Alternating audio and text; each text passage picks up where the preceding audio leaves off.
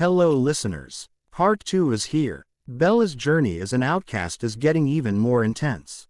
Comment below what you want to see next, or which character is your favorite. Hey, you're Jess' friend, right? A raspy voice came from behind me, causing me to turn and see who it was. James. Yeah, I'm Bella. I smiled. I've never met a Bella before. He smiled. I'm James, Jess' boyfriend. I bet you've met 100 others with the same name as me in your life. I have, but that makes your parents smart. You can blend in with the rest of the world. I said, taking a sip of the mystery punch that was becoming popular amongst the crowd. I'm pretty sure the mystery was rum. A girl who looks like you wouldn't be able to blend in anyway. He smirked and my lips formed an uncontrollable smile. You want to help me find Jess? She's around here somewhere and I don't want to walk around this place by myself. Sure, I smiled. Let's start upstairs. I think I saw her go up there. He said, beginning to walk, and I followed behind. Knock, knock, knock. I shot up in my bed, looking around the room frantically, making sure that I was actually there. I ran a hand through my hair, feeling the sweat that had formed on my forehead. My heart beat rapidly and I could barely breathe. It was just a dream, or the start of a nightmare. The banging sound that woke me up came from downstairs again. I looked at the clock, seeing that it was already past 10. It couldn't be my parents. They were both at work. I got up and walked down the steps to find out where the noise was coming from. Another knock came and I quickly realized that it was the door. I opened it. Standing there was none other than Edward Cullen.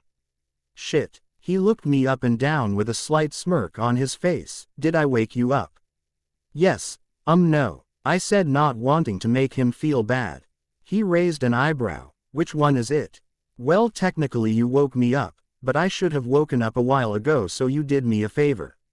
I said, and then looked at what I was wearing. A white t-shirt and very short shorts. Friends don't show friends this much leg. I should probably go change. You could, but I don't mind what you have on. He smirked. You're lucky my dad wasn't here to hear that. I laughed. But come in and sit. I'll be 5 minutes at most. I don't think I've met a girl who takes less than 3 hours to get ready. I am impressed. He laughed. Walking into my house. Edward Cullen was in my house. Never thought that would happen. I guess I'm not like most girls. I nodded. That's true. You definitely don't blend in. He said, giving me a crooked smile. But I suddenly felt nauseous. My mouth opened as if I was going to say something. Instead, I just turned around and ran up the stairs quickly and into my room. Cheers F.L. from my eyes and I fell to the floor. Don't do this now, Bella. Pull yourself together. It's not his fault, he doesn't know anything. Now I probably looked like a crazy person. Great. I wiped my eyes and stood up. I was good at faking it. I threw on a pair of jeans and a blue hoodie, throwing my unruly hair into a messy bun. I walked to the bathroom, brushing my teeth. I looked horrible, but it was just Edward. It's not like I was trying to impress him. When I got downstairs, he was sitting on the couch, watching TV like he has been here a million times before. I let out a quiet laugh and he turned to look at me. I walked over and sat down on the chair away from him. Anything good on? I asked, looking at the TV. Are you all right? He said, and I turned to look at him. Yeah, why wouldn't I be? I shrugged. I don't know. You just had a weird look on your face when you first opened the door, and then I said something and you ran upstairs like I had a knife or something. I sighed. I'm fine. He gave me a look suggesting that he believed otherwise. Look, I just had a bad dream, no big deal. What kind of bad dream? He looked at me and for a second I almost told him everything, but then again. He was the last person that I wanted to tell. You know, one of those axe murderer ones where they chase you around with a knife, all that bad stuff. I lied. Those do suck. He nodded. But nothing else is bothering you, right? Not at all. I lied again. Are you still upset about last night? Because I should tell you that I went back to my house and told them all off. They all looked completely mortified and they are very sorry. I covered my face with my hands. You told them that I heard. I groaned. It's no big deal. They should be called out on their shittiness. He said, and I looked at him. You show. LD have just told them you heard in the first place. I would have loved to see their faces. That isn't something I would do. I sighed. I would feel bad. Why would you care? He asked. Being nice to others is a good thing, I explained. Yeah, I get that. He laughed. I think I'm going to ask my next truth question. Great. I groaned. Don't sound too excited. Okay. Why don't you ever stand up for yourself? I do stand up for myself. I nodded. You just said that you would feel bad for confronting people that deserve to be, and then you let someone like Lauren Mallory push you onto the ground and then you don't say anything to her. I have a problem with confrontation. I try to avoid it at any cost, hence the reason I don't shove Lauren into a wall or yell at Jessica when she's a bitch to me. I sighed. The way I see it is, if I don't say anything to someone, they won't start anything with me. If you don't say anything, then people will just continue to walk all over you. I can handle it, I said, averting my eyes to the TV. Is looking away your way of trying to change the subject? He let out a laugh. Yeah. Did it work? I said, keeping my eyes on the TV. It's your house, so I will go along with it. He said, and I smiled. We sat there in silence, staring at the TV. At least that's what I was doing. I was too nervous to look over at him. Different emotions were always flowing through me when I was around Edward. I couldn't describe it. Do you want to do something? He asked all of a sudden, and I looked at him. I wasn't aware that I was boring you. I said. You aren't. He laughed. I just thought on your free day off of school you would want to live it up. Live it up? You do realize that we are in Forks, right? I laughed. The only place in Forks that would even be considered fun is, well, nowhere. We could go to Port Angeles. He nodded. That is true. Although I look like crap today and I would hate to put people through having to see me in public. I said, and he gave me a look like I was stupid. What? He looked at me for a moment quietly and then stood up. Let's go. It will be fun. Okay. But I have a truth left, and I will most likely ask you about why you looked at me so weird. I said, getting up and started walking out. I could hear him groan behind me. We walked out to his car. He of course opened the door like he usually did for me. When we were both settled, he started the car and pulled out into the road. It was silent for most of the car ride there, and it was sort of awkward, which is strange because usually we could sit peacefully and not have a problem.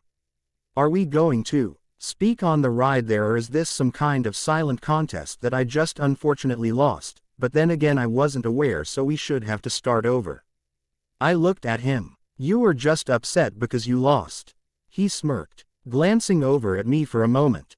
Actually, I think it was a talking contest and I rocked it. I gave a smirk right back. Winning must feel pretty awesome. I'm betting you never won one of those before, being friends with people like Jessica Stanley who never shut up.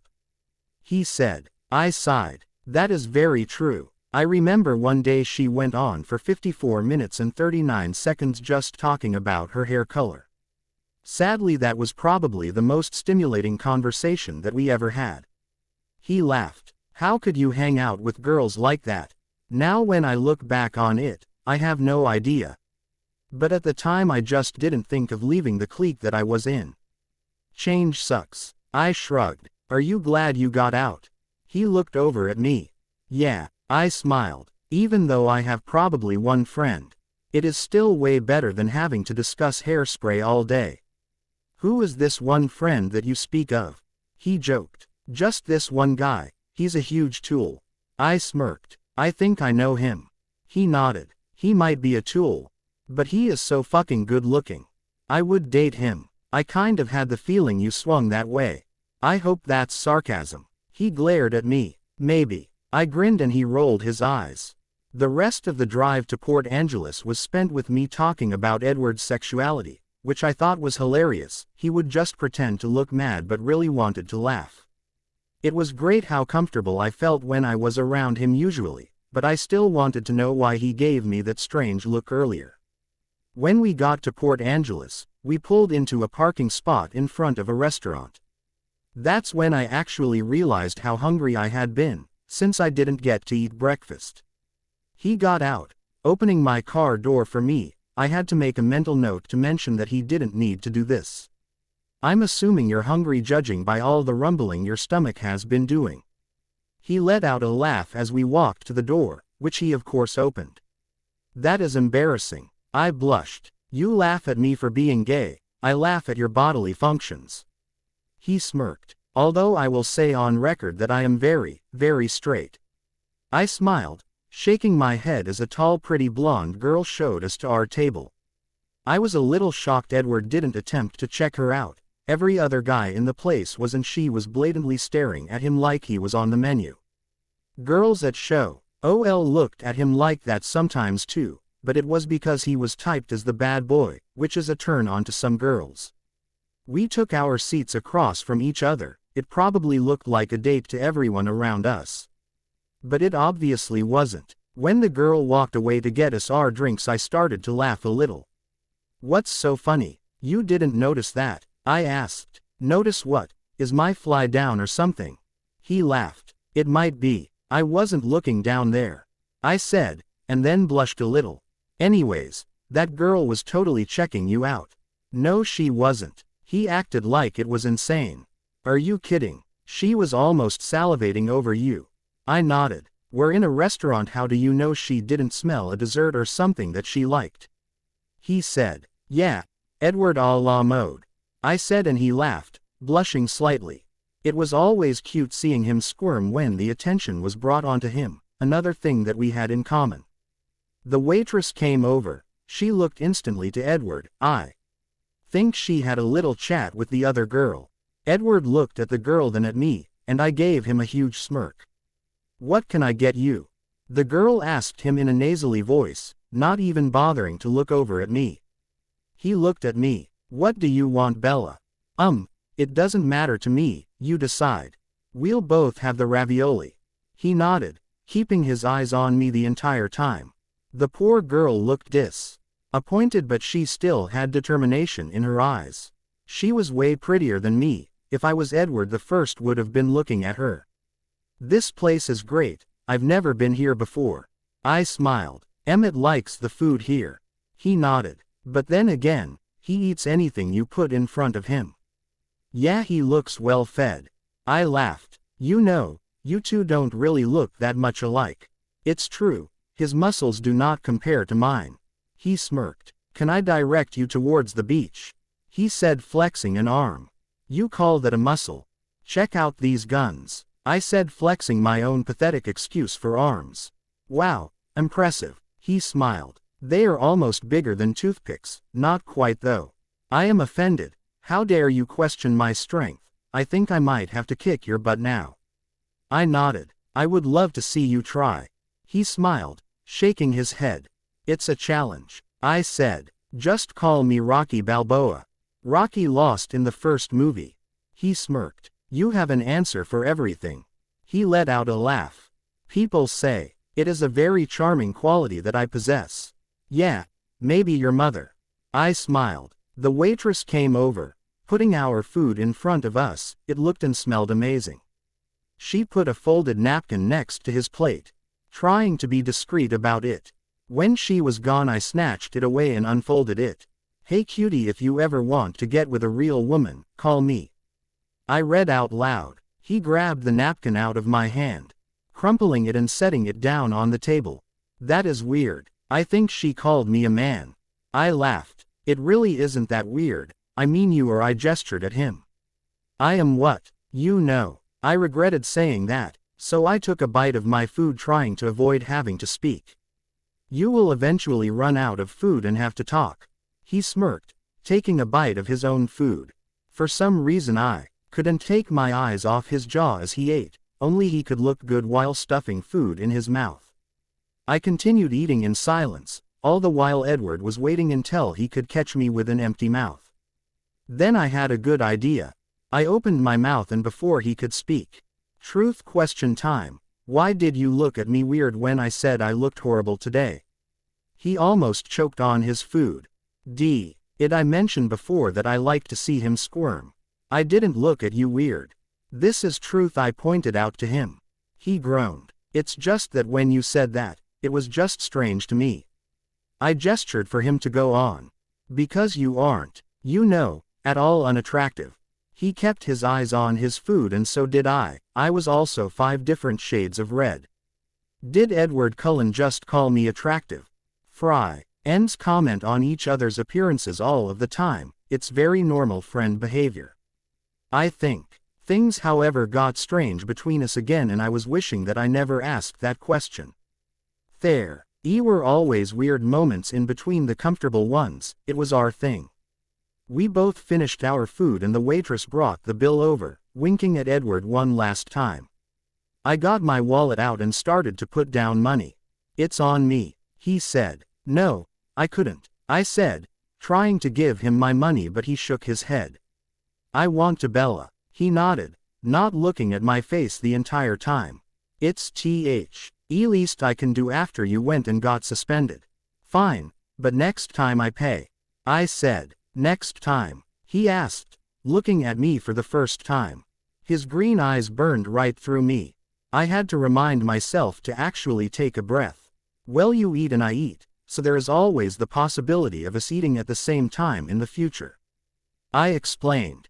Friends do that, right? His expression changed for a moment then went back to normal.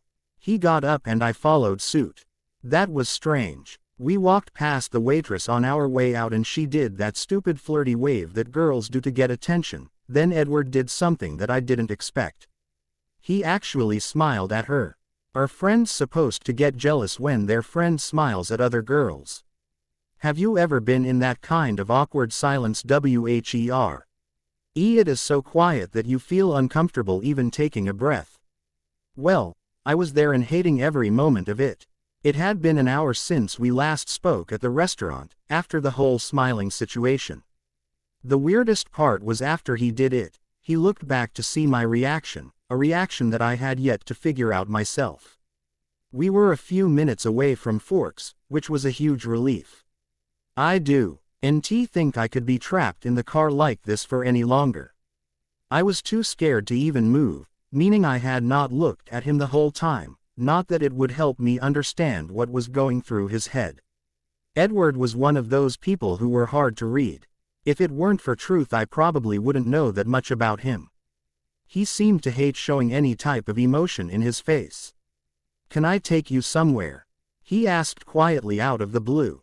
I was relieved that he finally said something. It gave me the chance to take my first deep breath since leaving the restaurant. Yeah, I nodded, looking over at him. He was looking straight ahead, again his face was like a blank canvas. After a few minutes of driving we stopped at the side of the woods and panic mode went through me. It's okay, don't be nervous. I didn't bring you here to kill you, he said calmly, probably noticing how tense I had gotten. Then why did you bring me here exactly? I asked, and our eyes met for the first time since Port Angeles. The feeling of being uncomfortable was gone, along with the tension that had been in the air. It's my favorite place in Forks, I wanted to show you, he said with a slight smile. My heart pounded fast. It was kind of like in the movie The Mask when Jim Carrey's heart flew out of his chest after seeing Cameron Diaz, which is weird because I don't see Edward in a way other than as a friend. I blinked and looked away. Your favorite spot is on the side of the road next to some trees. This isn't it. He let out a laugh. We have to walk to get there. It's any easy path, just a mile or so through the woods. I looked over at him. You can't be serious. I can barely walk on flat surfaces. There's mud, sticks, rocks and about 1,000 other things that someone who is accident-prone should not be around. You will be fine. He nodded, and then got out of the car, walking around to my side to help me out. When he opened the door, I got out hesitantly. I had at least been smart enough to put sneakers on this morning. But that wouldn't help my balance problems one bit. Trust me, nothing will happen to you. Just follow me and you will be fine. It will be worth it, I promise. I nodded slowly. Okay, but if I fall and break something, I will tell your father that it was all your fault and that I warned you. He let out a laugh. If that happened to you, I would personally tell my father because I would feel horrible. He started walking and I followed. Here goes nothing. The walk was actually peaceful. You could smell the fresh air of the woods and the sounds of animals were calming. The beginning of the path was easy. There were a few sticks that I would have to walk over and it wasn't too muddy out. Then we started the trek uphill, which became more and more challenging. She was going fine until I slipped and started going down. I closed my eyes getting ready for impact, then I stopped moving and there was surprisingly no pain. Am I dead? I asked while keeping my eyes closed. You will be if you shut your eyes every time you fall, he said, while setting me upright. His hands were on my shoulders. I opened my eyes, seeing the crooked smile. I told you that I wouldn't let anything happen to you. Thanks. I smiled. Sorry that I am a slow walker. You would probably get to this place faster if I wasn't dragging behind.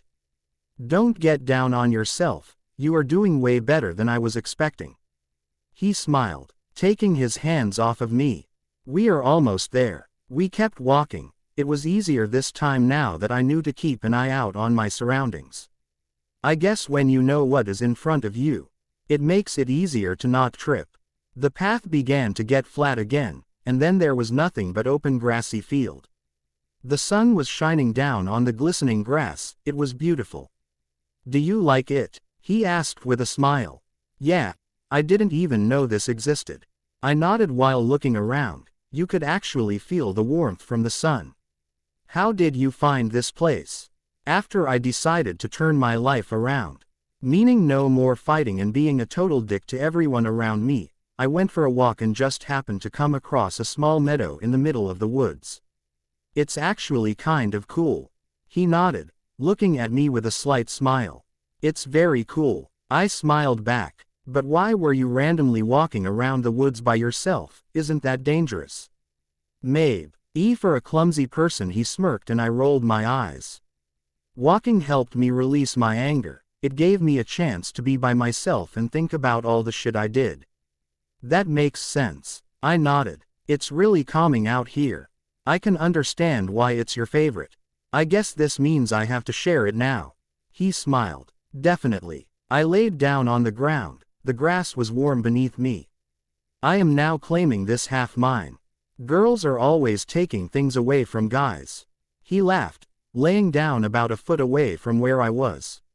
I looked over at him and the sun was glistening on his skin. He looked even better than usual. The Cullen family must feed off of other people's beauty, because they just all kept getting more attractive. I shut my eyes, soaking up the sun, which was rare in Forks. This quiet was different from that in the car. This was the quiet that I liked, not awkward at all, just right. Everything felt better here. You can forget all of your problems, and trust me, I would do basically anything to forget mine.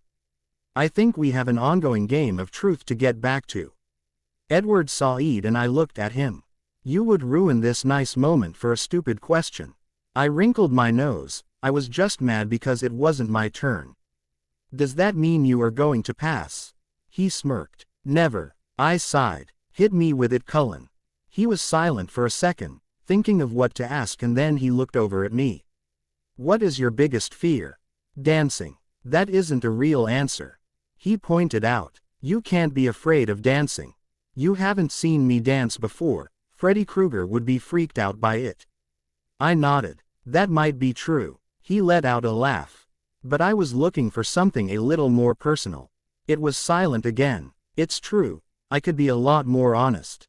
He had taken me to his favorite place. I could at least answer honestly. Being vulnerable. What? He said while covering his face from the sun so he could get a better look at me. That is my biggest fear, being vulnerable. I sighed. That probably sounds really dumb. No, I get it. It's hard to let your guard down sometimes. He nodded. Because if you do, then there is that chance you can get hurt. Exactly. I smiled. It is just easier to act like everything is all right.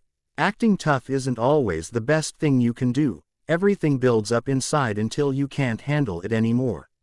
He looked at me sympathetically. We were both lying on the ground looking at each other. This made me realize how close we were to one another. This was one of those moments where my body couldn't pick just one emotion, I just felt tingly and warm. Okay, I said quickly, it's my turn. Yeah, he blinked, obviously feeling whatever I just had. You hang out with Rosalie and Emmett and Jasper and Alice, who are all dating and you are still single. Why aren't you dating anyone? He looked over at me and laughed. What? It's a good question. No, it is. He let out another laugh. But you act like it's easy to just find somebody. I'm just trying to ask you why you're still single. I rolled my eyes. I guess I just haven't found the right person. If you haven't noticed, the girls aren't really flocking around me at school. Alice says they are intimidated, which I don't get. How could someone ever be scared to approach a guy who always has a hood on his head and a blank expression on his face? I said sarcastically. You did. He looked at me. Yeah, but I'm just really awesome. I smirked and he rolled his eyes, laughing. I have a follow-up question. That isn't allowed, he pointed out. I have been playing this longer than you have. I have many sleepovers worth of experience. I explained. Fine, he sighed. What is the definition of the right person for you? He thought about it for a moment, taking in a deep breath and releasing it, then said, someone who isn't perfect. I like a girl who has flaws, it makes them more interesting. What do you mean by flaws, like a lazy eye? I joked. No, he laughed. Flaws in the sense that they have issues. Someone who acts overly put together is boring, and I'm not big on the appearances, it's more about the personality. The waitress at the restaurant would fall in love with you if she heard that. I nodded. Why is that? You have the whole mysterious, brooding, bad boy thing going on for you, and the fact you look at personality makes you sound even more attainable. A brooding bad boy, he laughed. Is that how you see me? No. Well, maybe before I actually started talking to you. I looked at him. You were still somewhat of a mystery to me though. How so? He looked back at me. You were extremely hard to read. Even when I look at your face, it's just blank. Usually I can get some kind of emotion from looking at somebody, but not you. That's the same way I feel about you. You never do what I expect you to do. And you never give me any kind of sign on what you're thinking. It's actually been really frustrating trying to understand you. I guess we have that in common then. I smiled. Yeah, but I ain't given up on learning more about you. He gave me that crooked smile. If it had been anybody but Edward I would have tried to kiss him at this moment. We were just friends though, and that would have made things awkward for us. The moment was ruined by the rain beginning to fall. It wasn't just any rain either, it was absolutely pouring down hard. The sun was gone from the perfect little meadow and it was just dark. Edward got up quickly. Shit, he muttered and then put out his hand to help me up. I took it and he lifted me off the ground easily. We were very close to each other. We should street art walking now before it gets too slippery. I let out a sigh. I am going to slip on the mud and then roll down the hill, I can see it now. He smiled. The rain dripped down his face and fell onto mine. Again, we were extremely close to one another. Just stay close to me and you will be safe. And for the first time in months, I knew that I actually was safe. I nodded and we started to walk, which was definitely difficult. The rain would get into my eyes, blocking my vision and making it a lot easier to fall on my ass. I stumbled a few times on the flat path. We got to the steeper parts of the woods and nerves flooded through me. I can't do this. I yelled that way he could hear me over the rain. He put his hand out in front of me. What? I asked. Take it, I'll help you. He said, moving it closer. I took it and he wrapped his fingers around my hand tightly. We started walking slowly down the path. Every time I would slip he was there to steady me again. Every now and then he would tell me that I was doing a good job. He kept holding my hand even as the path got flat. A big part of me was happy about this. He was obviously being a good friend and making sure I was fine. I was hit with sadness when I could finally see the car. Our day together would be coming to a close. You did it, he said, letting go of my hand. It fell to my side. Thanks to you. I smiled. He smiled back and we were doing that staring thing again. A shiver ran through me. It was cold out, but I had a feeling that it had nothing to do with the weather. We should get going before you end up with pneumonia, he said, opening the passenger door for me. I got in. My wet clothes squeaked against the leather seats, so did Edward's when he got in. He started the car, blasting the heat up, which I was grateful for. He LED out and headed back towards my house. We were quiet for a few minutes.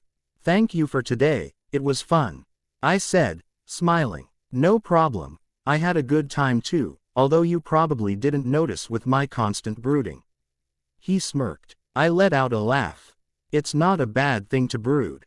All the cool kids are doing it, he joked. Because you are definitely one to follow the crowd, I said sarcastically. It's my goal in life to be cool. Then I would start talking to someone other than me, I pointed out. No one at school actually likes me anymore. I do, he nodded, looking straight ahead. I had to turn to look out the window.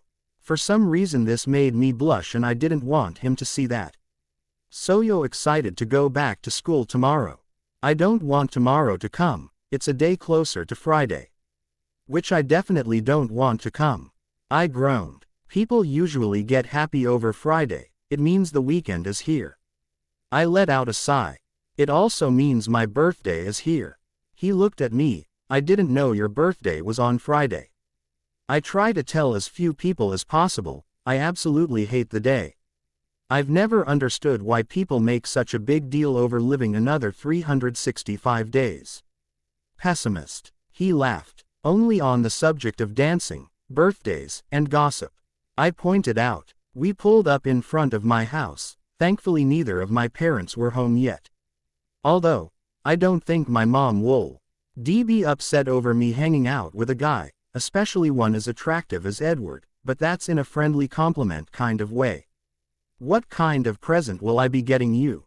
He asked, putting the car in park. Don't. I glared at him. I hate getting presents. What kind of girl are you?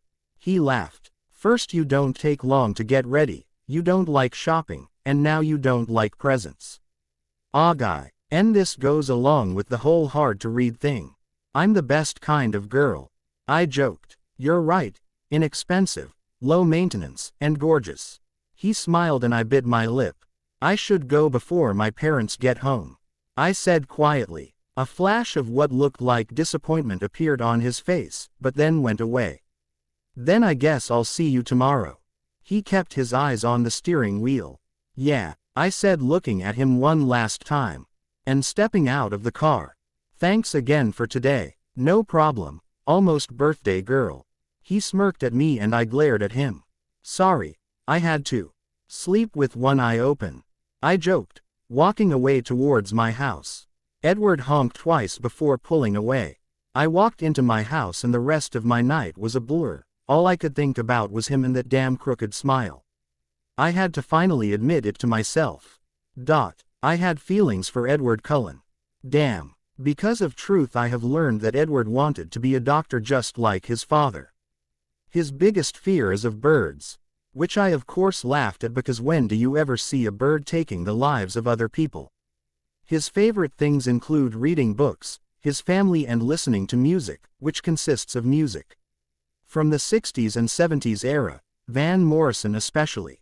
He got arrested last year for breaking into a house with his friends, but he insisted that it was not his idea and that he regrets it a lot. Then the were things that I learned from just being around him. He hated compliments, they made him squirm, so I would say nice things to deliberately make him blush. I found it very amusing. He was a good listener, always giving you a look like you were the most important person in the world. He thought picking on me was very entertaining and making me blush was the funniest thing in the world. When he was nervous or stressed, you could always find a hand running through his hair. I used to think that I have had friends, even a best friend, but I quickly realized that Edward was as true as they got. Jessica used to be somebody I thought was always there for me. I now know that our friendship was completely one-sided. I would do things for her and listen to all of her problems, but she never really knew who I was. I could talk to Edward about almost anything and it never seemed like enough, which is strange because I've only known him for a few weeks.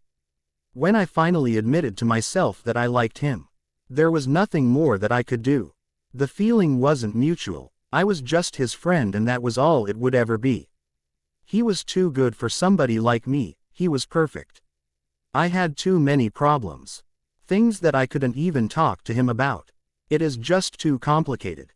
But I couldn't worry about all of this. It was officially the worst day of the year, or at least my birthday. It might as well be Friday the 13th, nothing good will come out of today. When I woke up I put a black pair of skinny jeans and a black shirt on, might as well dress for my mood. I walked downstairs knowing very well that my parents would be up and doing something really cheesy, like sticking a candle in a muffin. I walked into the kitchen seeing a stack of pancakes with a candle in it. I should get points for being close. Surprise! My mom yelled excitedly and ran over to give me a hug. Happy birthday to you, happy birth. Stop, I said angrily. No singing, no candles, no presents, and no mention of my birthday. I made these rules years ago for a reason. Age has made you cranky. My dad said, sitting at the table and drinking his coffee. He blew out the candle knowing that I would not be doing it. I am not cranky, I sighed, sitting down. I took the candle out and put it down, then started eating my breakfast.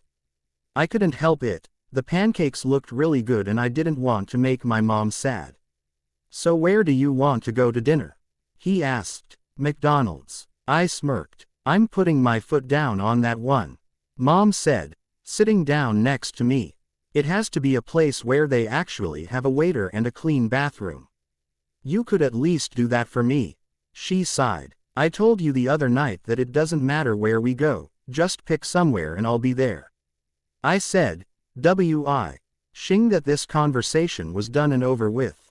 Fine, I'll think of something and let you know. She said and then was quiet for a moment. Do you want to maybe bring somebody along? No, why would I? I asked. I don't know, it could be more fun for you. Maybe Jessica or that boy you have been seeing. She smiled and I rolled my eyes. Now I see where she was going with this. I hang out with a guy a few times and she's already planning a meet the parents night. Not going to happen ever. What boy? My dad said, looking less than pleased. It's nobody, there is no boy. Can we talk about something other than this please? I begged. It isn't that Cullen boy, is it? He asked, upset. I stayed quiet hoping that he would just drop it. You are dating him. I can't believe this, Isabella. He is bad news, very bad news. We aren't dating. I groaned. Dad, he is my friend. That is all, and you might think that he has a bad reputation, but he has been a really good friend to me. Okay, so leave it alone. He wanted say something but looked away and mumbled that he had to go to work now. I jumped when the front door slammed. I could hear his car pull out of the driveway a moment later. Damn, he will be okay with the two of you together, she said, taking my plate and washing it. I will talk to him. Mom, I am not dating Edward, I said, standing up and grabbing my bag. Look, tonight will just be the three of us. I repeat, the three of us. Now I'm going to school and I don't want to hear anything more about Edward or anyone else. All right, she said with a sad smile. Thank you for the breakfast. I smiled slightly and walked out of the house and into my car. Today would be a long day, but I was excited to talk with Edward at lunch. It was the best part of my day. He better not do anything for my birthday or I would have to kill him and tell the school about his fear of pigeons. There was one good thing about the day, the sun was actually out. At least that was something to be happy about. The drive to school was calming. I could look forward to it being Friday. I didn't particularly like the weekends. Having almost no friends can leave a person bored, but I would enjoy the extra sleep. Classes were boring all day. Nothing exciting happened in particular. Mike Newton was his normal douchebag self, talking about how Edward and I were a new item. Instead of Beauty and the Beast, we were Slutty and the Felon. I felt bad because Alice was in the class and looked uncomfortable and pissed. When the class finally ended, I booked it out of there. Just the girl I wanted to see, Alice said as we walked out of Spanish. I hadn't talked to her since after the whole awkward movie night. I wanted to start off by saying that I am so sorry about the other night. I am never rude like that and I don't like talking about people behind their backs. We are all completely horrified that you heard us being asses. It's fine, I said, shaking my head. No, it's not, we were being jerks. She stepped in front of me, forcing me to stop walking.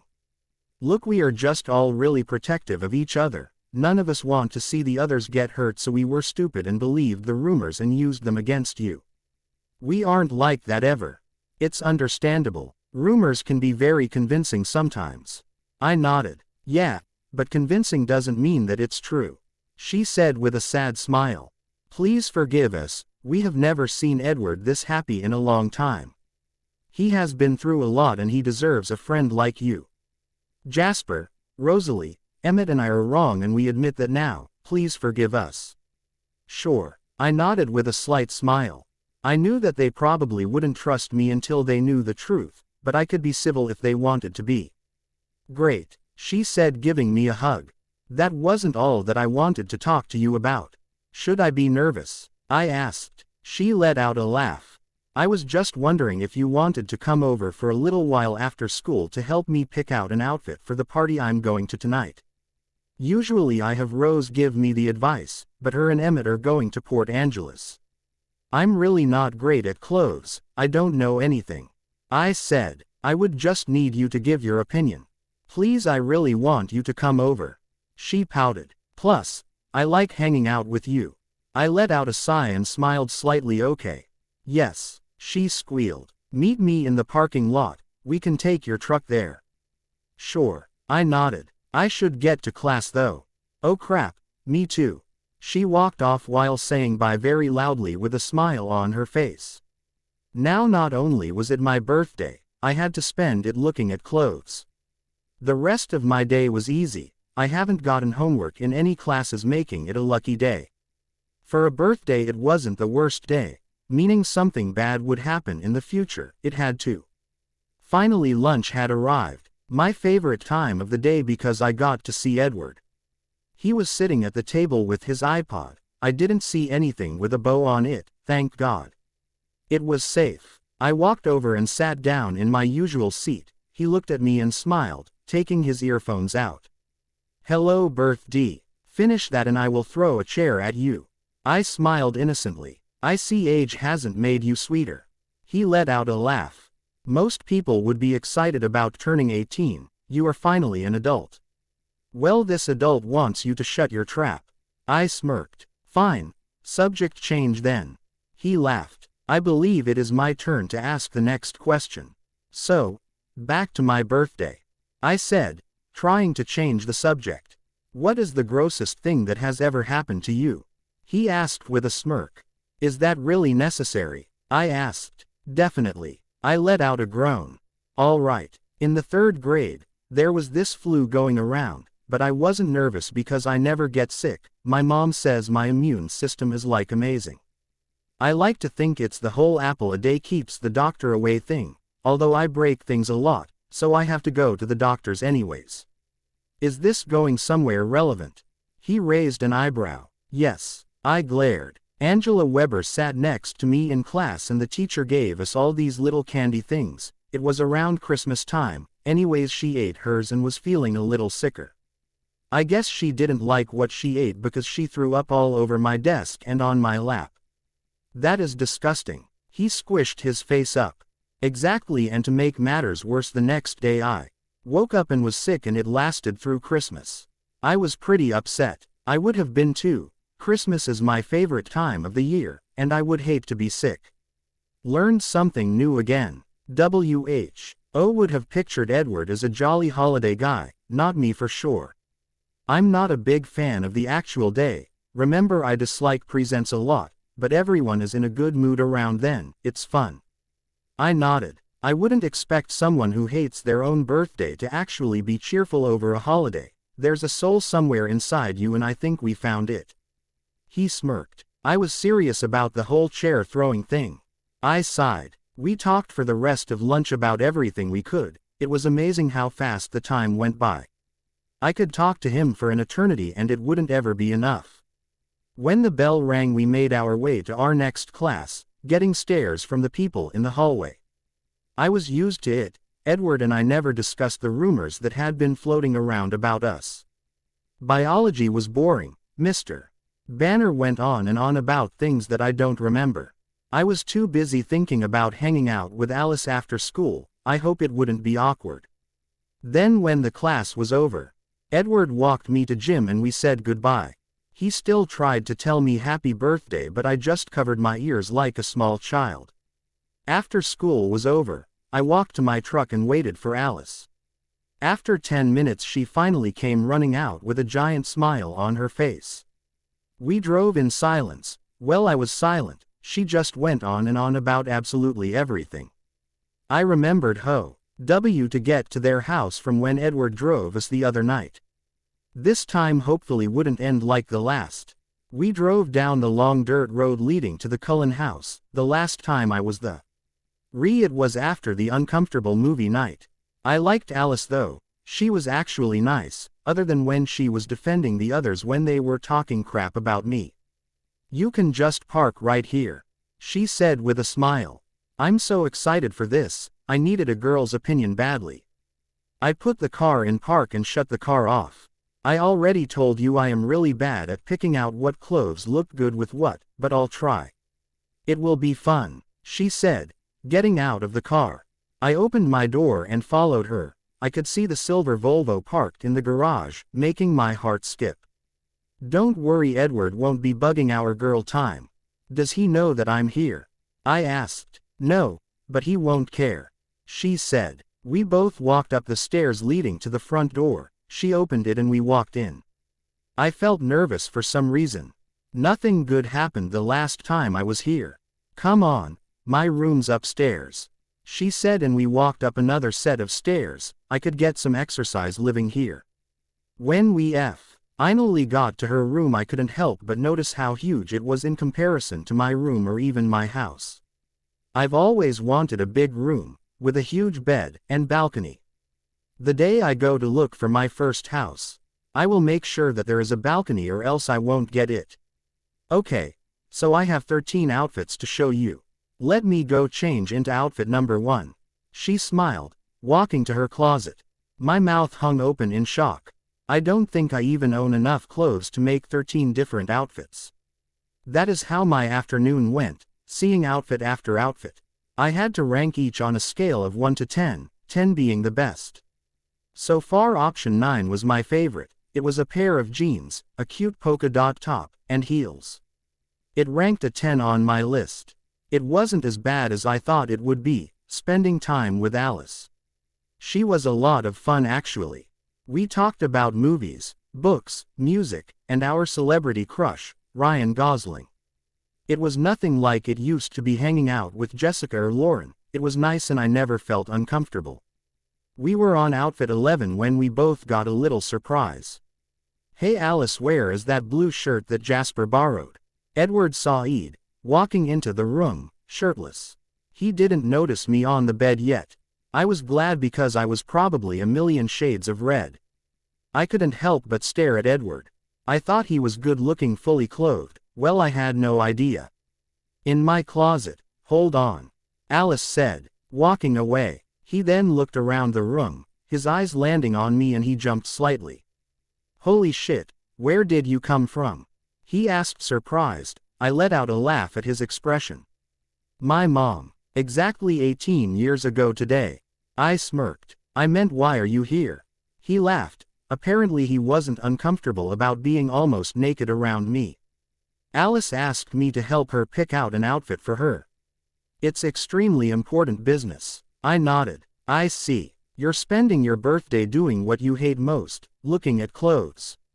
Interesting. He smiled. Well, I already hate my birthday, so I thought I would just do everything that I dislike at once. I smiled back. Does that mean you will be dancing later, and could you tell me when? I would love the chance to to see these deadly moves you talk about frequently. He winked. I need to see you later anyways, to give you your present. First of all, there will be no dancing, ever. I glared. And second, there will be no presents ever. If there is, I will be forced to kill you. But, no buts, unless we are discussing George Clooney's because he is a hottie. I smirked. He let out a laugh. As much as I would love to talk about that, I think I'll refrain from the topic. Too bad. I pouted. There will be no presents. Promise. I do however want to see you tonight. He said. My heart was doing cartwheels at this point. Well, then she should come to the party tonight, Alice said, walking in with the shirt in her hand. She handed it to him and smiled at me. Our parents are at some business thing for the weekend, so it is party time. I don't think Bella would want to. Edward sighed. Obviously this was said because of my past experiences with parties in town. Oh, right, Alice said, biting her lip. Never mind, I'll go, I said, nodding. They were both surprised by this. Just keep Jasper close to you, Alice. I tried to make a joke to make this less weird. Edward and Alice exchanged glances. I was kidding. She let out a laugh. I know. I'm excited though. You should come, it will be a lot of fun. I'm gonna put on outfit 12. She said and walked into her closet, shutting the door. The joke went over a lot better in my head. I nodded, and then looked at him. That happens with all your jokes. He smirked and I threw a pillow at him from Alice's bed and he threw it back. Don't mess with me, Swan. He laughed. If you be mean, then I won't talk to you at the party. I smirked. He sat down next to me on the bed. The last time we were on a bed together was in my dream last night, but the circumstances were a lot different than they are right now. You don't have to go tonight, he said with a sigh. I know. I nodded. It will be fine. He looked at me like he didn't believe me. I swear, and I'll be with you, so it will be okay. He gave me a crooked smile. I was almost sure that he wanted to say something but didn't. Alice came out with outfit number, I don't even remember. It was a purple dress with black leggings. It's a 7. I said with a nod. Yeah, not one of my favorites. She sighed and then looked at Edward. You do realize that you're still shirtless? He looked down and turned bright red. Shit, he said, getting up and hurrying out. I'll pick you up at 9. He shouted behind him. Alice and I exchanged looks and then both fell on the bed laughing hysterically. We had gone through the outfits and decided on outfit 9. She insisted on picking out what I would wear, and then said she would do my hair, but I put my foot down on both of those. If I was going to this party that I didn't want to, I did not need to be tortured with a makeover. Dinner with my parents went how it did every other year since my 12th birthday. We would go to the same restaurant, order the exact same things that we usually did. And it always ended with me refusing their present until I ended up taking it anyways. Bella, you don't even know what it is, my mom said, pushing the envelope with the big red bow towards me. It's money, like always. I sighed. It might not be, you don't know that for sure. She smiled. Nothing else could possibly fit in that envelope. Let's face it, you're giving me money that I don't need, you should just keep it. Please. She pouted like a little kid. I groaned. Number. Just take it, Bells. My dad sighed. We do this every year. You fight and then eventually take it and thank us. Let's just get straight to that and avoid all the crap in between. I grabbed the envelope and looked inside. $300, money that I didn't need. Thank you, I said, not wanting to hurt my mom's feelings. You are welcome, she smiled. We got our desserts, the same ones we got last year and the year before that. We were not adventurous people. Thank God my mom didn't make them sing happy birthday to me, like 3 years ago. I almost jabbed my mom with the fork that year. Have any plans for tonight? She asked as we were walking to the car. You don't want to sit at home with us old folks all night? Actually, my friend Alice invited me over, if that's okay with you too. I asked. Of course. Have fun. Do you need us to drop you off there? She asked me from the front seat. It was easier for all of us to ride in the same car. I was used to driving myself though. No, I decided to lie, not wanting to bring up Edward's name. She's picking me up at 9. When we got home, I changed into a pair of skin White jeans and cute blue top that I got over the summer. I wanted to look decent, not that I was trying to impress anyone, especially not Edward, we were just friends. I made sure that when he showed up, that I walked outside right away. I did not need my dad seeing Edward standing there instead of Alice. He was holding the door for me as I got to the car. "Hey, you look nice," he said with a smile. "You don't look too bad yourself."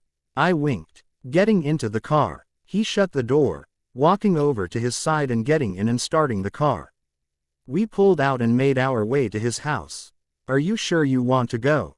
We can always do something else," he said, glancing over at me. "I'm not sure, but it will be okay." I nodded. "Probably not. There are some people going tonight that aren't really your friends, like Jessica Stanley."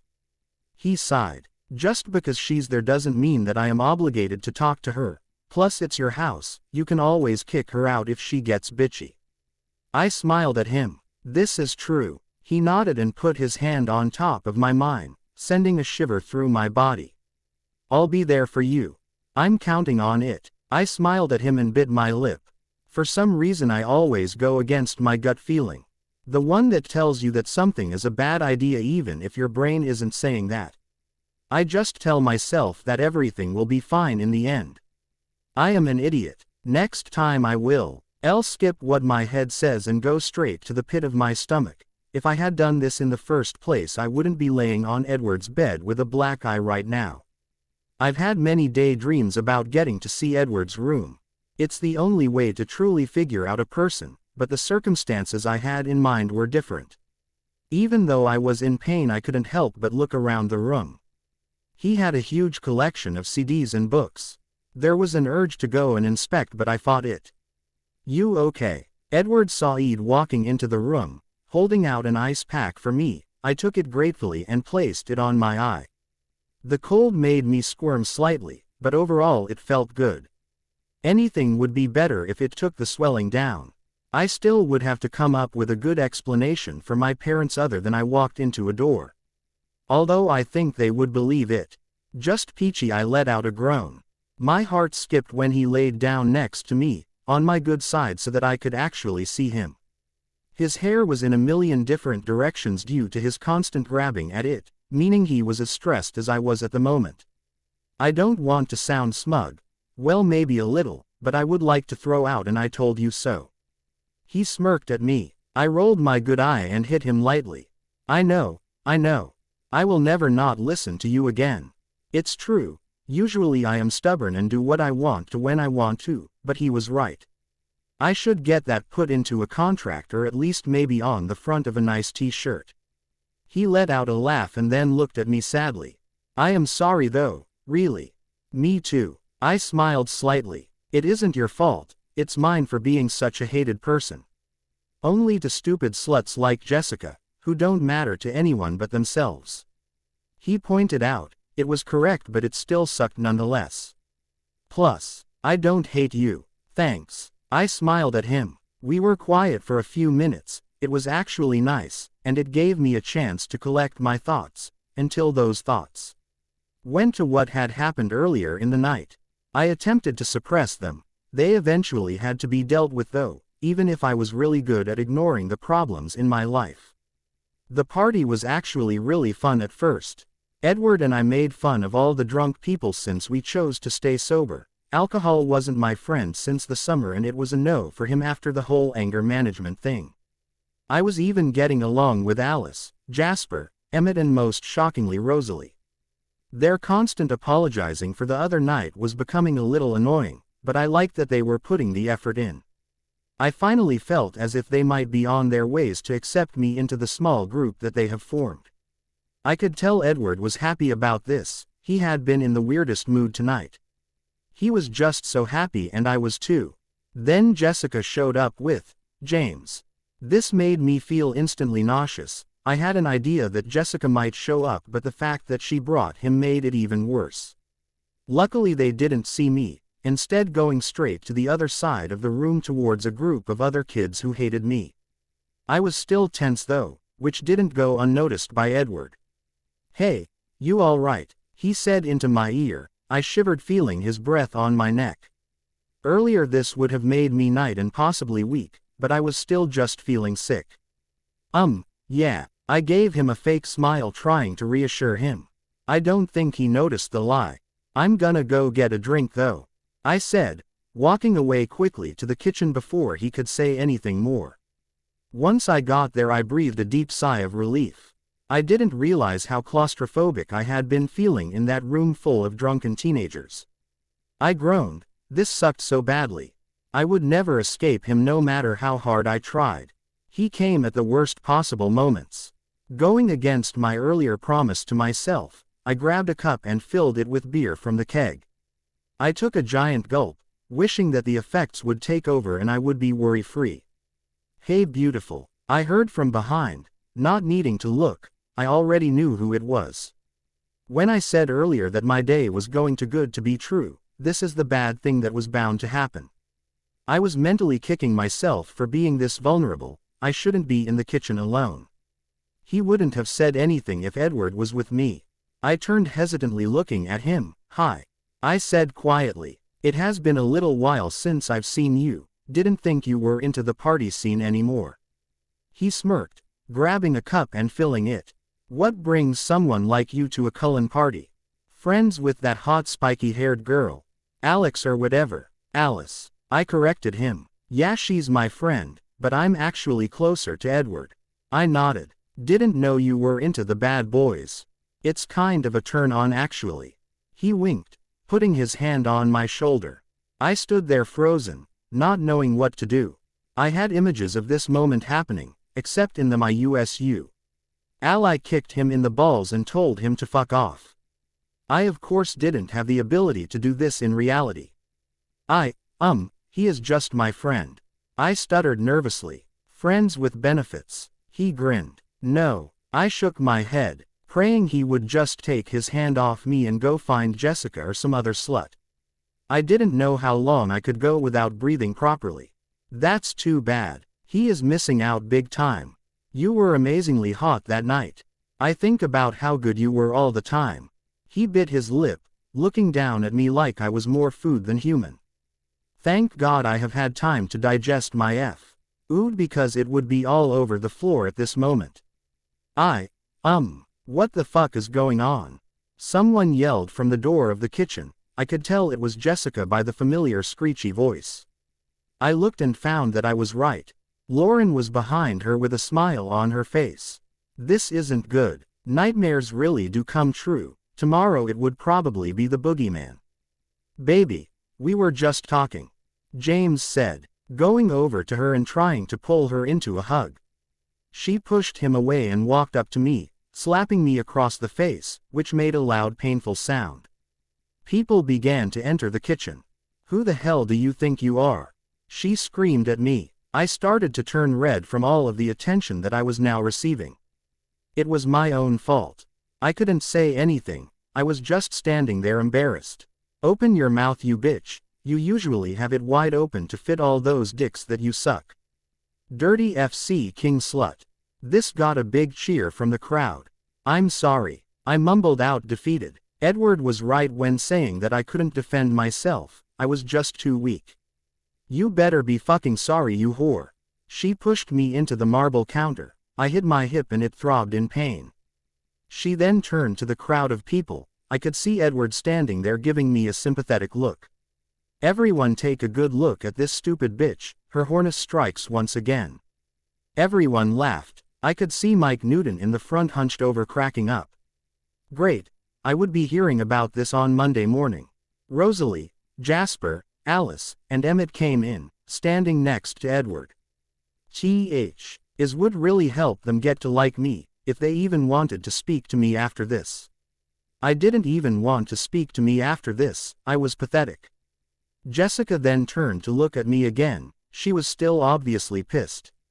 Judging by the death glares, I felt like it was me against the world, or maybe just the entire teenage population of Forks, which is even worse. Somebody, Newton, behind her chanted, "Punch her, punch her." Yeah, I was definitely by myself. Before I knew it, her fist came up and crashed right into my left eye. The crowd of idiots cheered, while I held my eye in pain. Stand up to her, you moron. I thought that it would just go downhill from that point on, but then I heard an unexpected voice. Get the fuck away from her, you dirty skank. I couldn't help but want to throw my arms around Rosalie at that very moment. I wouldn't even be talking about being slutty, Rose said, turning to the crowd. There is no one in Forks who has spread her legs more than this chick, so I do not see how you can all be on her side in this. Shut up, Hale, you and your blonde hair have nothing to do with this. Jessica yelled, putting her hand on her hips. Nice comeback, tramp. She laughed and looked at the crowd. Bella did nothing wrong. All right, you immature assholes need to get that through your dense minds. Why the hell do you need to make her life difficult? It is fucking pointless, get over yourselves. If she's so fucking innocent, why is it that I caught her screwing my boyfriend last year? She glared and I turned even redder. I avoided eye contact with Edward. Explain that, Rosalie, since you seem to think she is perfect. Those are fucking rumors that you start just to get attention. Rosalie said, rolling her eyes. Oh really? Ask James, he will tell you the truth. She said, and everyone turned to him. I hoped that he might actually be decent and do the right thing here. People have sex all the time, get over it. He said to Jessica and then winked at me. My heart instantly sank. There goes any thought I have of him being an actual human being. Also, my dignity was pretty much a goner. See, you bitch, know what is going on before you defend a slut. Jessica said to Rosalie. I wanted to crawl into a ball in the corner of the room and just die. I should have just stayed home and listened to my mom serenade me all night with different renditions of Happy Birthday. It seemed like the best thing at the moment. Party is over, everyone get the fuck out. Emmett's loud voice boomed over the commotion. When no one moved, he got louder. I said, now fuckers. It was like a scene right out of a movie. But instead of a stampede of animals, it was of drunk teenagers. I kind of wished that I had brought a car, that way I could leave too. I didn't want to face Edward and all of them after that. Jessica gave me one more look and then walked out. Now it was just the six of us. Rosalie just shook her head at me and walked out with Emmett, who gave me a sympathetic look. Alice looked as if she was about to say something. But Jasper whispered something into her ear and they walked out.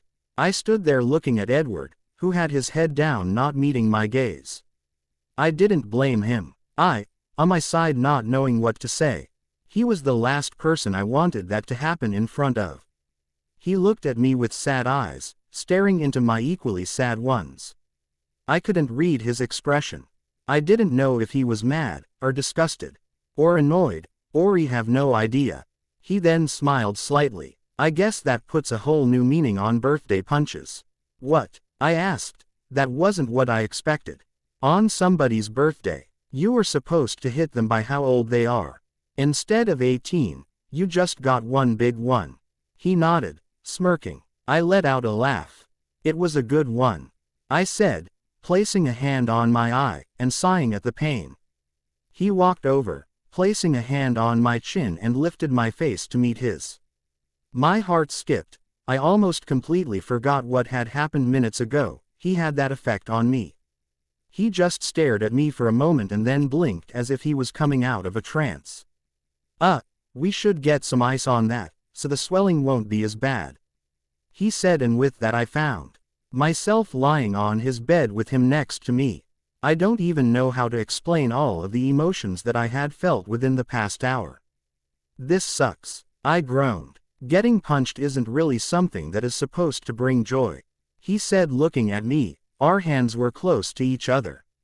I fought back the urge to grab at it. I let out a laugh. I know, but it's not just that.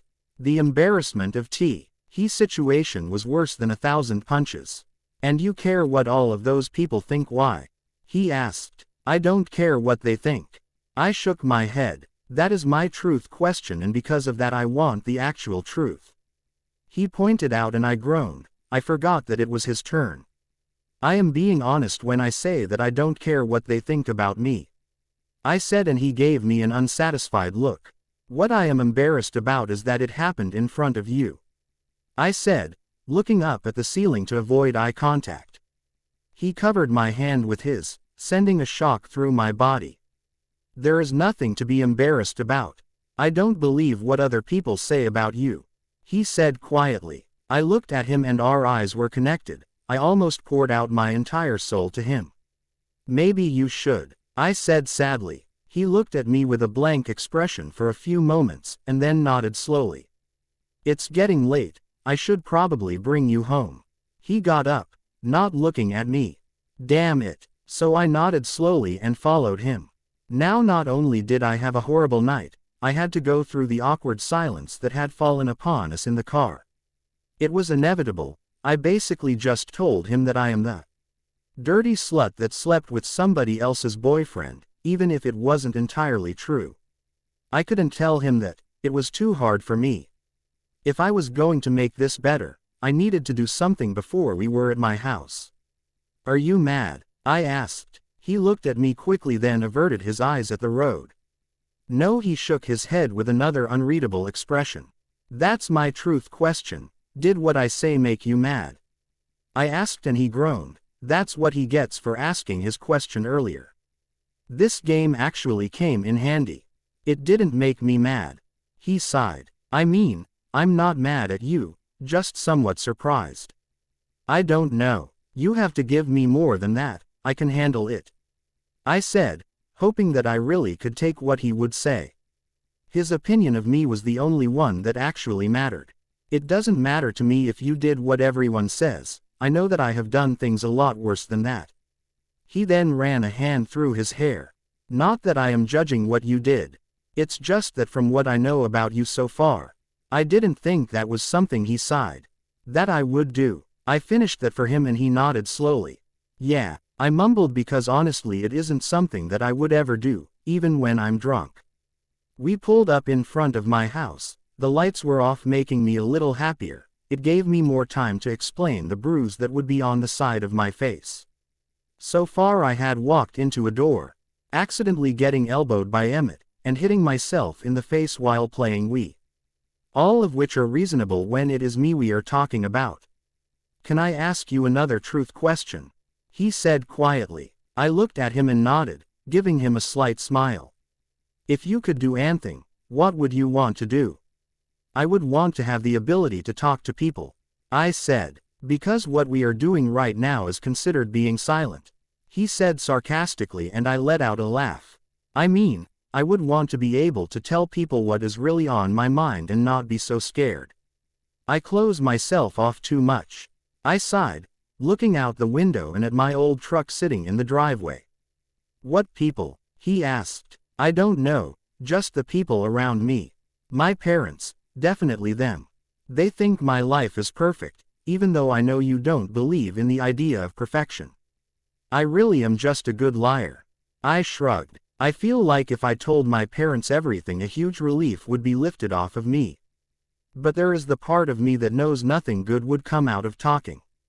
I've known you for a few weeks now, and I can honestly say that you are by far the worst liar that I have ever met. And that's saying a lot because Emmett is horrible too. He laughed and I tried to smile at this. I do suck at lying, but I sure as hell am good at hiding things. I nodded. From your parents? I nodded. If only I was one of those people who could spill their entire life out to random people and not have to think twice about it. And you? He thought about this for a moment and nodded slowly.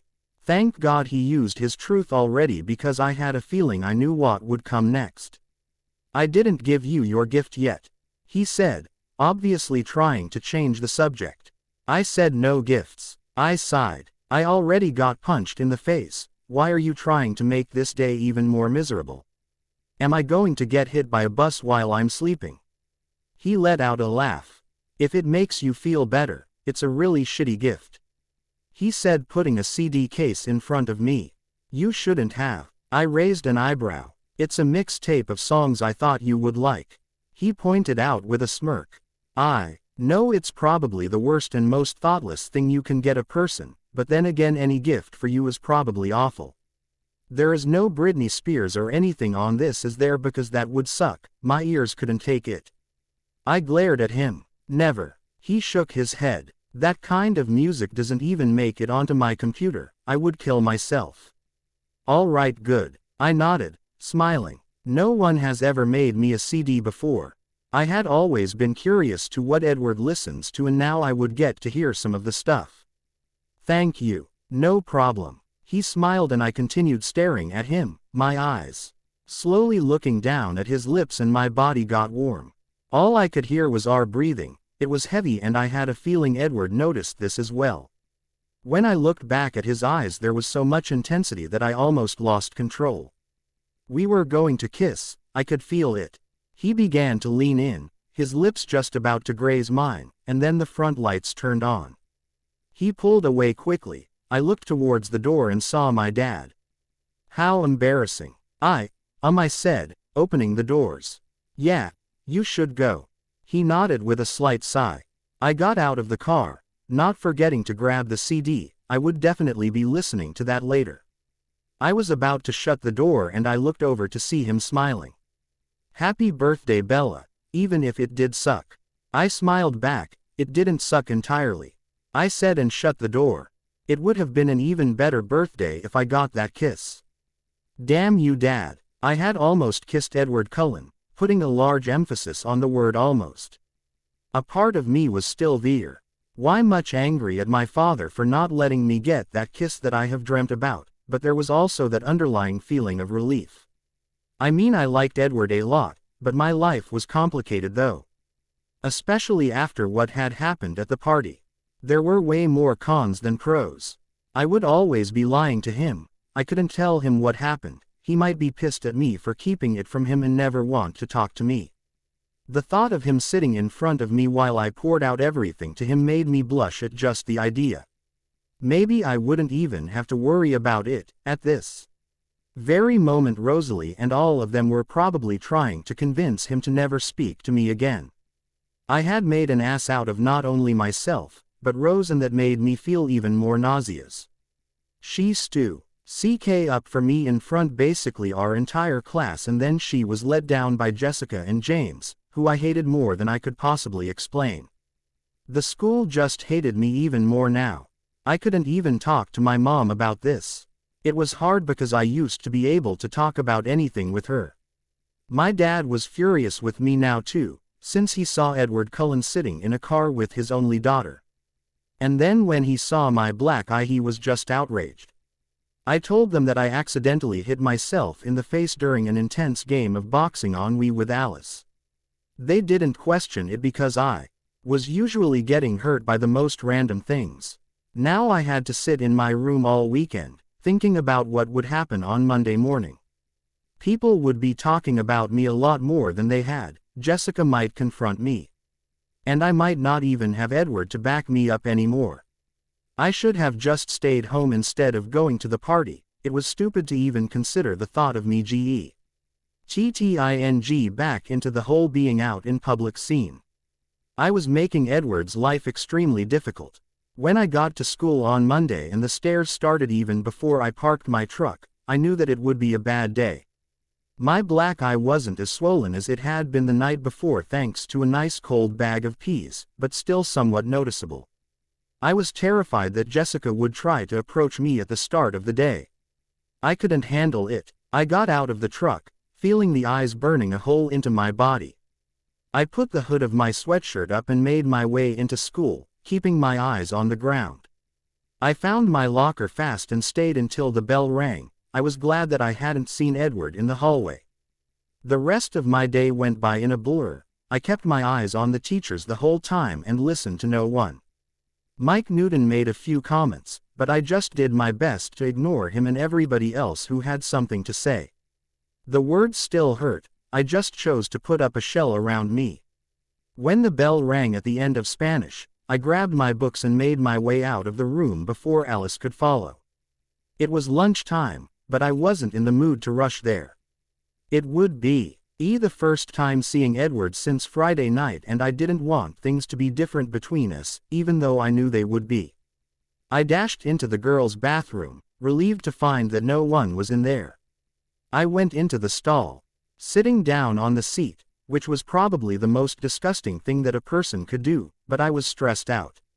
I put my head between my knees, trying to calm myself down before lunch.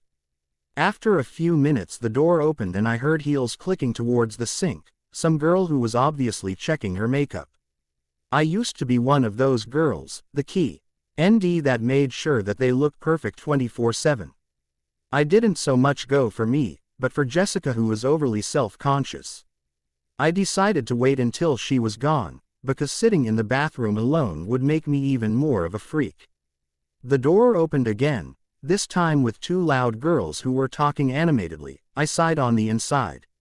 I guess I might be spending lunch in here after all. I can't believe she would do that. One girl said, I know, who knew Angela Weber would be such a crybaby? The other girl said, I heard people earlier talking about Angela, but I kind of tuned them all out in case the subject changed to me. I felt bad that the school was saying things about her. She was always so nice to everyone. Just because the girl gets a little drunk and loses her virginity, doesn't Ian that she can go and call the cops on him. The first girl said and my body stiffened. Maybe I should have been listening to conversations earlier. Yeah, like Jessica doesn't have enough to deal with. That stupid slut Swan already fucked her boyfriend and now this. I dug my fingers into my palm, trying to cry.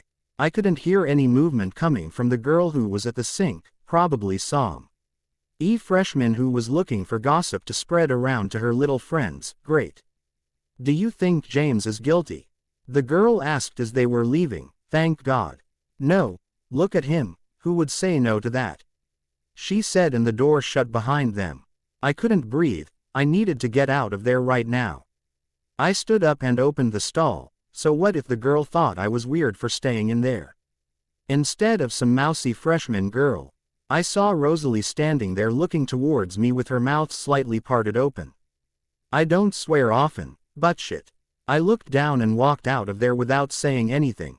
I walked quickly to the lunchroom and saw Edward looking around the room. When he spotted me he smiled. This made me feel a little bit better, but still sick. I walked over to the table slowly, taking a seat and trying to look casual. Hey, I thought you went home or something, he said and I couldn't help but feel calm looking into his eyes. No, just had to talk to my Spanish teacher really quick.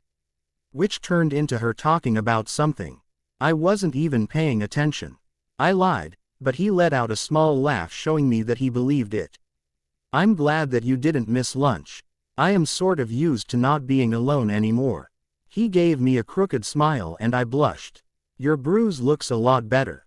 Yeah, frozen peas are a miracle worker, it was so swollen yesterday. I nodded. I bet, but you look really beautiful today, he said looking at me intensely. I had to bite my lip so that I wasn't smiling like a goof. Then someone sat in the seat next to me, making both me and Edward jump. It was Rosalie followed by Emmett, Alice, and Jasper. My heart pounded in my chest. She was going to say something, in front of him. He would find out that I lied to him this entire time. Why would all look at me with sad pity-filled eyes? What are you guys doing here? Edward asked, obviously confused. Can't friends sit with one another with it being weird? Alice said, putting a chip into her mouth. I'm not sure. He raised an eyebrow, looking at everyone suspiciously. I looked down at the table not wanting to look at anyone in case Rose said something. Maybe she didn't even know anything. Well, we thought it would be nice to sit together again, like the good old days. Rose said, now I know something is up, you never sound this sweet. He said looking at her. She just shrugged and ate her food. Edward gave me a look but I just shrugged as well. Bella, do you want to hang out after school? She asked me and everyone's mouth hung open, even Emmett's, who had half a sandwich stuffed in there. I stuttered and Edward interrupted. Look Rose, I don't know what you are planning to do, but whatever it is needs to stop. Edward saw Ed a little angry. He probably thought that she was going to take me to some deserted area of town and leave me there for embarrassing her at the party. I just want to get to know Bella better. There is no mysterious plan in the works. She rolled her eyes. I'll pick you up at your house right after school. Okay, I said quietly. She wanted to ask me questions. things that I didn't even want to think about. I couldn't even make up a good enough lie because she already had some sort of idea about what was going on. Of all the people to know, it had to be Rosalie. I didn't even think that she had any feelings. The rest of lunch I spent getting curry. Ouse looks from Edward and I would just bite my lip and pretend as if I had no idea. How did it go from him calling me beautiful to having to spend the day getting interrogated by Rosalie Hale? My life was a giant roller coaster. Upside down twists and all. When the bell rang, Edward and I walked to class silently. I tried hard to ignore the stares that were being sent our way. The whispering was at an all-time high and I was hating every minute of it. The ironic part was that they weren't even really about me or him, they were about Angela. I felt sick thinking about what had happened to her, but also proud that she could tell someone. Biology consisted of a long and interesting lecture on something. I didn't really pay attention. Edward would let me look over his notes at lunch tomorrow. I was too busy wondering about what would happen later with Rosalie. When class ended, I gathered my books and got up quickly. I'll walk you to gym. Edward saw Eve giving me a crooked smile. I just nodded and we made our way to the class one hated most. Are you all right? He asked suddenly and I tensed, but kept moving. Yeah, why wouldn't I be? I looked down at the ground. You just looked kind of upset when you first came into the cafeteria and then now Rose wants to hang out with you, which I still am concerned about. I'm fine and Rosalie just wants to be friends, it will be okay. I said, trying to reassure him and myself. You can talk to me about anything, if you have a problem, I can listen. He nodded, looking at me with concern. I know and I tell you basically everything. Basically, he raised his eyebrow up. There are just certain things that I just feel more comfortable keeping to myself. I do like talking to you though, a lot. I smiled at him. We stopped outside of the girls' locker room doors. I was dreading going in. Jessica was in this class with me and her little cronies too. They would no doubt say something to me. Well, at least Lauren probably would. She always needed to have the last word. Plus, there is the whole being athletically challenged thing going against me. If you want me to try and get you out of hanging out with Rose, I can. I'll get Emmett to sweet talk her or something.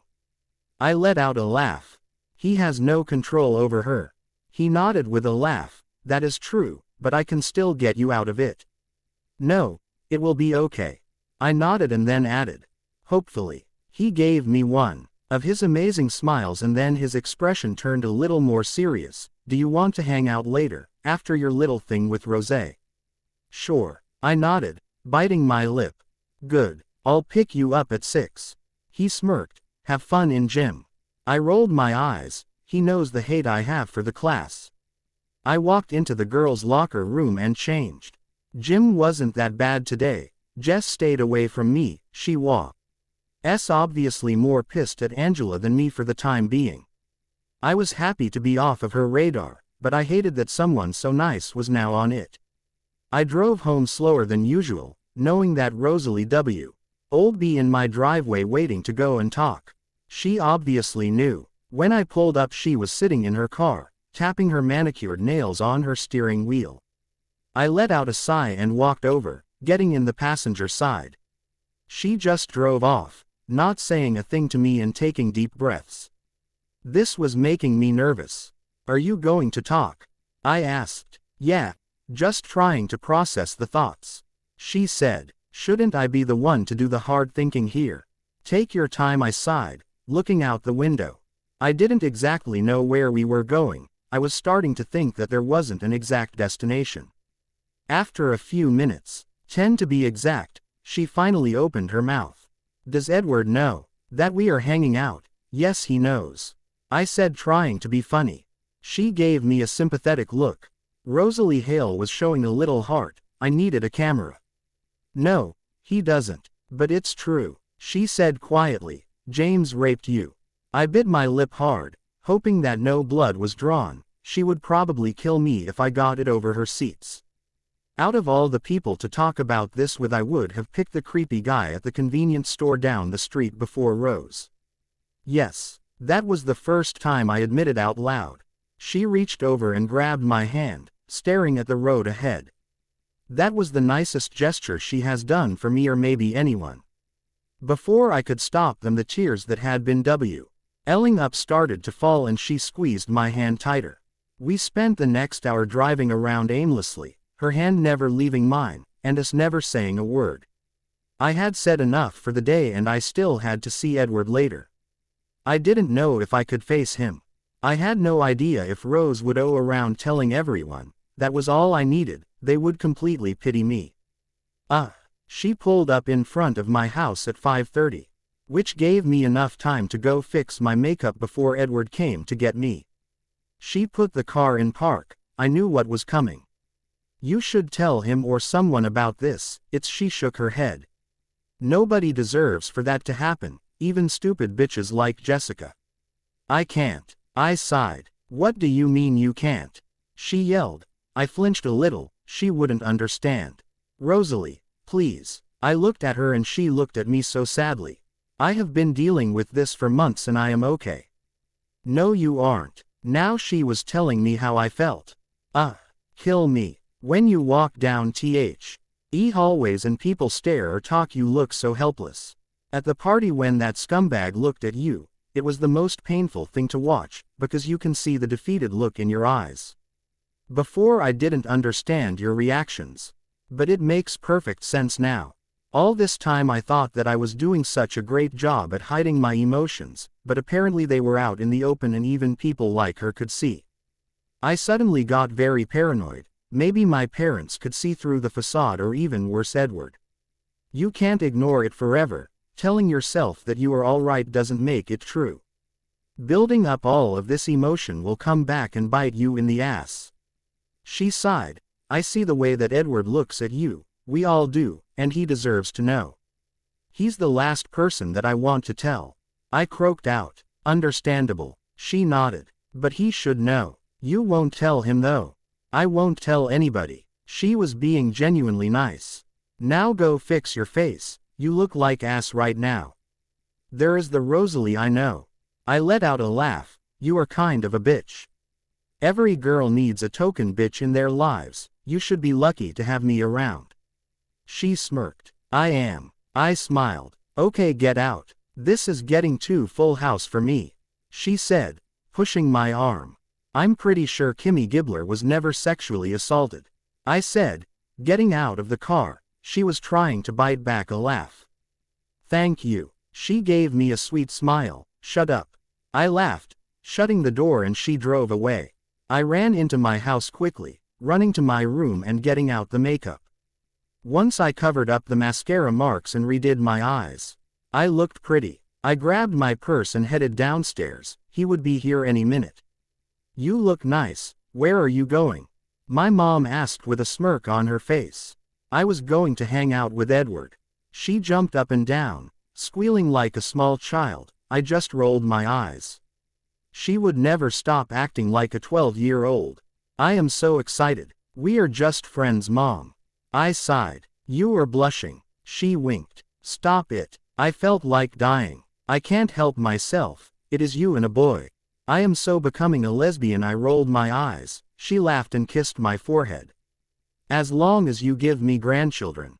Good luck with that. The headlights of a car pulled up in front of the house. I instantly got excited. Today had been a long day. I hadn't really got my time alone with him at lunch.